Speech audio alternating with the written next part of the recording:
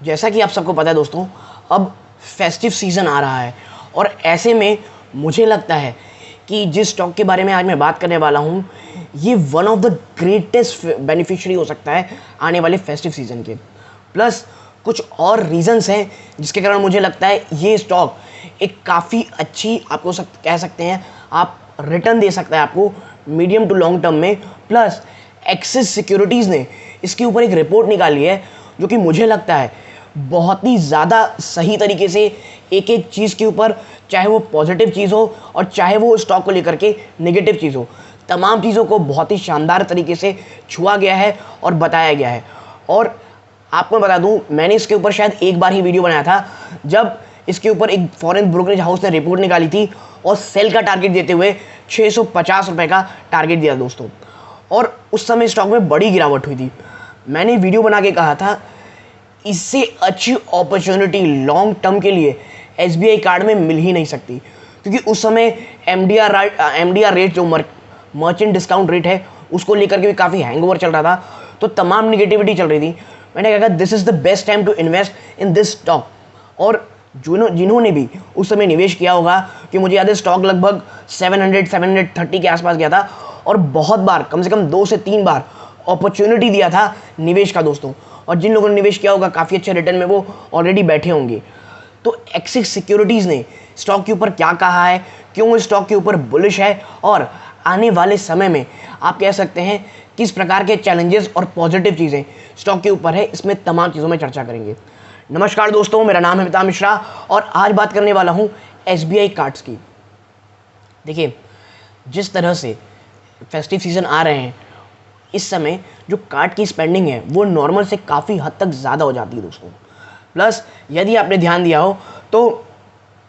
Amazon में cell भी निकल के आ रही है जिसमें SBI कार्ड में काफ़ी अच्छा आप कह सकते हैं वहाँ पर आपको डिस्काउंट देने की बातें चल रही हैं, जिसके कारण इनडायरेक्टली जो स्पेंडिंग है वो काफ़ी हद तक बढ़ सकती है। प्लस एक और चीज़ दोस्तों,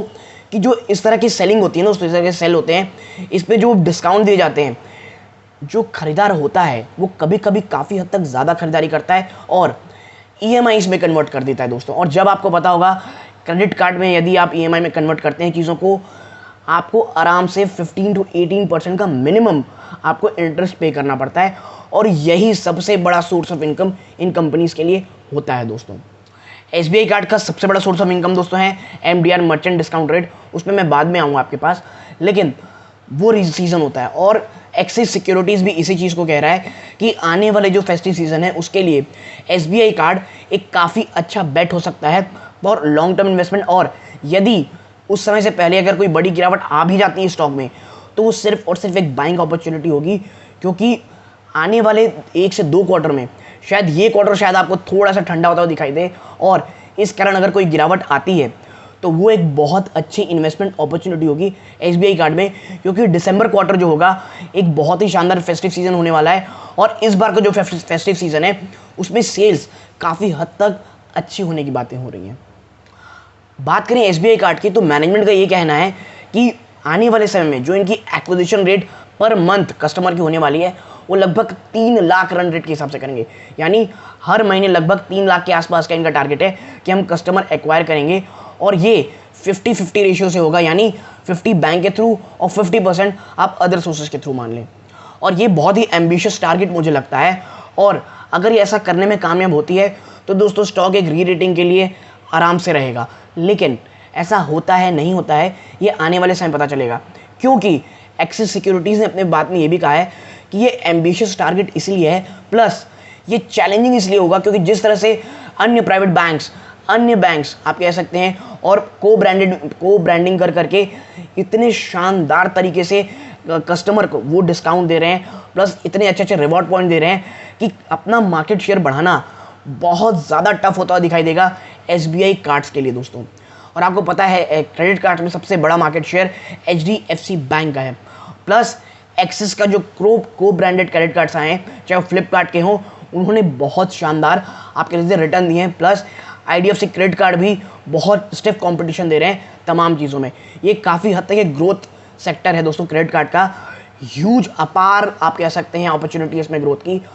इसीलिए तमाम बैंक्स बहुत ही ज़्यादा कट थ्रोट कॉम्पिटिशन कर रहे हैं, और इसीलिए मुझे भी ये लगता है कि जो मार्केट शेयर है उसे बढ़ाना ईजी नहीं होगा।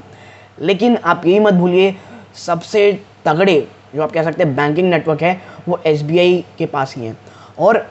अपने कस्टमर को क्रेडिट कार्ड देना और जो कस्टमर आपके नहीं उन्हें क्रेडिट कार्ड देने में ज़मीन आसमान का अंतर होता है दोस्तों। क्योंकि यदि कोई आपका कस्टमर नहीं है बैंक का और आप उसे क्रेडिट कार्ड देते हैं तो उसमें आपको स्पेंड करने में ज़्यादा मेहनत करनी पड़ती है। आपका जो खर्चा आता है कस्टमर एक्विजिशन का वो बहुत ज़्यादा आता है, बशर्ते आप अपने बैंक के किसी कस्टमर को क्रेडिट कार्ड अगर आप दे रहे रहते हैं, और इसी कारण SBI कार्ड इस चीज़ में काफ़ी बड़ा एज रखता है दोस्तों। अगली चीज़ों की अगर बात करूं दोस्तों, तो SBI कार्ड में आपको पता होगा कुछ समय पहले सरकार ने ये बात कही कि भाई हम जो UPI है वो क्रेडिट कार्ड में भी लाने वाले हैं, और इनिशियल स्टेजेस में हम जो UPI में जो हम यूज़ करेंगे वो रुपए कार्ड के क्रेडिट कार्ड में यूज़ करेंगे। और इससे जितनी बड़ी ह्यूज आप कह सकते हैं एक कस्टमर एक्वायर प्लस जो UPI में वॉलेट मार्केट शेयर है उसमें अपने हिस्सेदारी बढ़ाने का मौका क्रेडिट कार्ड कस्टमर्स को मिलेगा, वो और कहीं नहीं मिलेगा। और मैं इस चीज़ में बहुत ज़्यादा आप कह सकते हैं पॉजिटिव हूँ, और इसका एक बहुत बड़ा बेनिफिशरी SBI इसलिए होगा दोस्तों क्योंकि SBI के पास 1 मिलियन जो क्रेडिट कार्ड हैं वो लगभग रुपए कार्ड्स के हैं, और इसीलिए आने वाले समय ये जब चीज़ें होती हैं तो ये बहुत ज़्यादा बड़ा बेनिफिशरी आपके लिए स्पेंडिंग को लेकर के तो हो गई, प्लस जो वॉलेट ने बहुत सारा मार्केट शेयर ले रखा है UPI के थ्रू वो भी अब वापस से इनके पास आते रहेगा। तो ये आप मान के चलिए बहुत ही ज़्यादा अच्छी एक अपॉर्चुनिटी होगी। और आप देखिए जिस तरह से स्पेंडिंग दिख रही है ना, तो जो ओल्ड कैटेगरी की स्पेंडिंग हुआ करती थी वो काफ़ी हद तक प्री कोविड लेवल में आ चुकी है, और ये काफ़ी पॉजिटिव चीज़ है दोस्तों। अब बात करते हैं कुछ कंसर्न्स की, जो बहुत बड़ा कंसर्न है। देखिए सबसे पहले मैंने बताया जो एक कट थ्रोट कॉम्पिटिशन चल रहा है, बहुत बड़े बड़े डिस्काउंट देना, ये बहुत ज़्यादा बड़ा आप कह सकते हैं एक मैटर ऑफ कंसर्न है, सिर्फ SBI कार्ड के नहीं दोस्तों, तमाम क्रेडिट कार्ड कंपनीज़ के लिए ये चीज़ इनके जो बॉटम लाइन है इसे डेंट ज़रूर करेगा दोस्तों। प्लस जो एक आप कह लीजिए कुछ समय पहले सरकार ने एक बात पूछी थी कि भाई क्या मर्चेंट डिस्काउंट रेट में कैप कर देना चाहिए। देखिए जब आप जब जाते हैं कहीं आप क्रेडिट कार्ड से स्पेंड करते हैं तो कुछ हिस्सा